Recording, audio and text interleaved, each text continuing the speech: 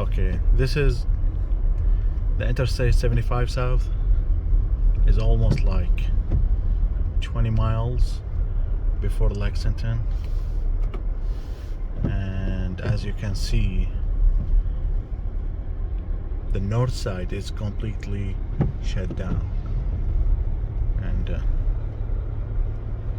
yep, I never seen like this before.